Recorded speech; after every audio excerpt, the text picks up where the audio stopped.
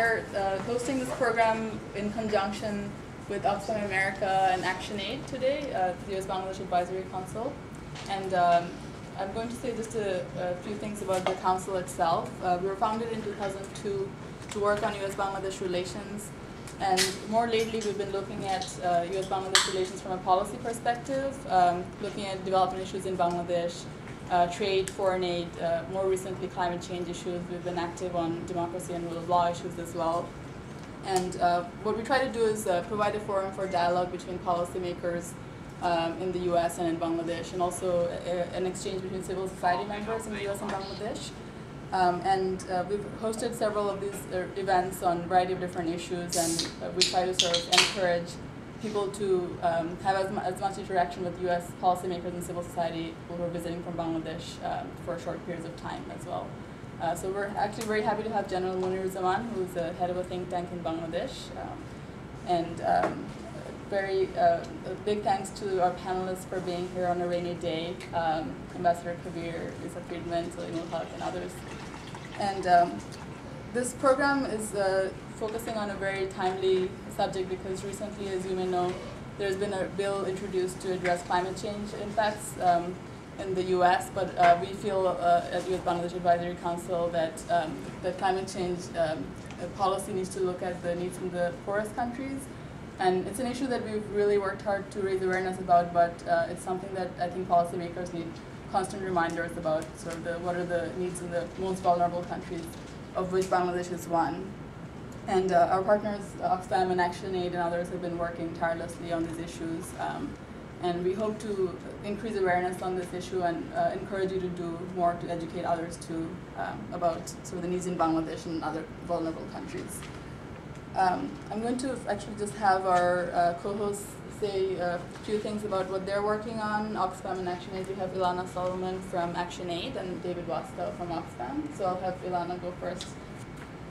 Great. Well, thank you very much. Thank you for having me today, and thank you for coming. Again, my name is Ilana Solomon, and I work with an international development NGO called ActionAid. And ActionAid is actually based in Johannesburg, South Africa, but we work in 50 countries across the globe, including a small office here and a actually quite larger office in Bangladesh.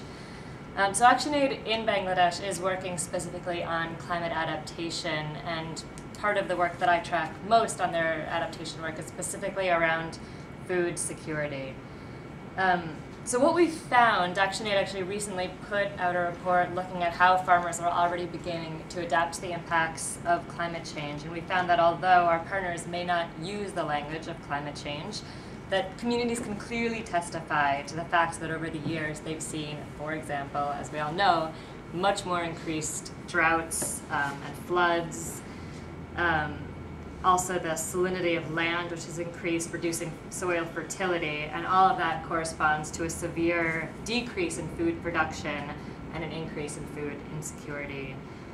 And again, while our partners might not call it adaptation to climate change, it's also very clear that they are beginning to adapt and to change their ways, specifically as it relates to farming. So some of the new techniques we've been hearing are around simply kind of raising their vegetable fields, using different cropping patterns and trying to diversify their crops more, harvesting water from canals and ponds instead of relying on rain-fed agriculture, improving soil moisture retention through new mulching practices, etc.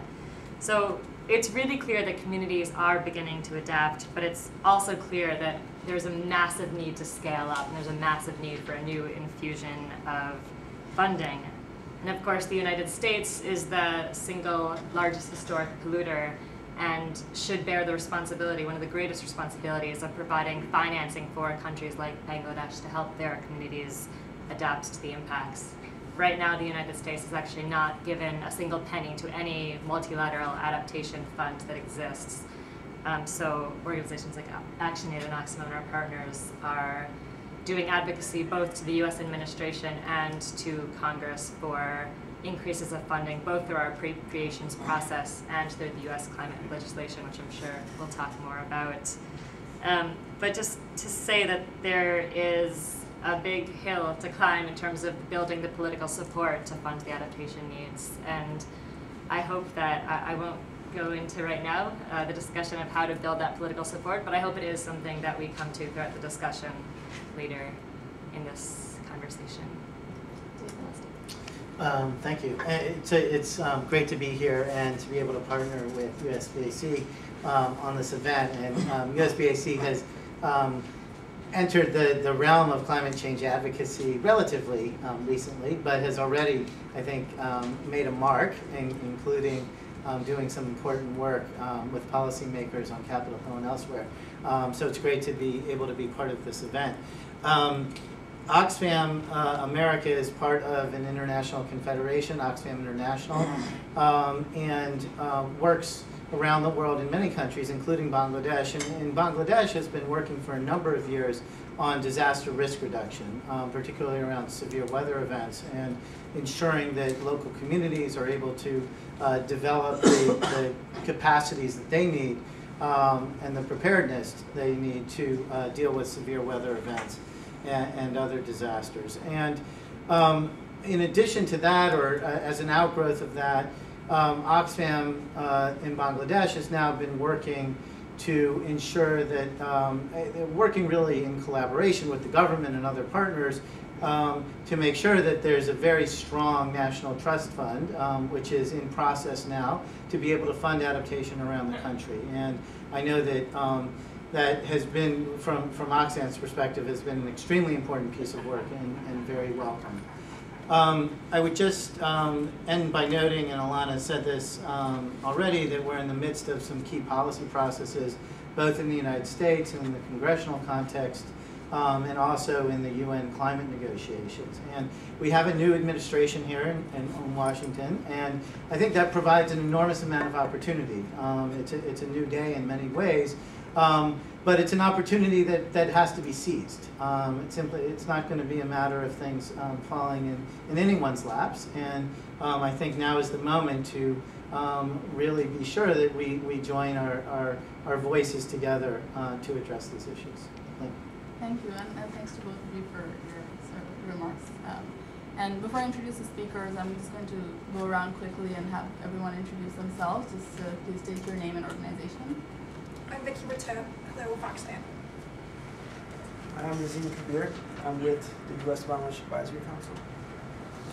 Clayton Tunga, I'm from Population Action International. Statilas from the World Bank. Maria Sarah from the World Bank, and I'm working actually on a multi-donor trust fund for climate change in Bangladesh, so that's why I'm particularly interested in all the action that's going on. Adib Mahmood with the USBAC. Wasam Jahangir with USBAC. Muniruzzaman, I head a think tank on security studies called the Bangladesh Institute of Peace and Security Studies in Dhaka. James Abraham with the United Nations World Food Program. Charles Hope, private citizen, retired from the U.S. government and former administrator in the Food and Agriculture Organization.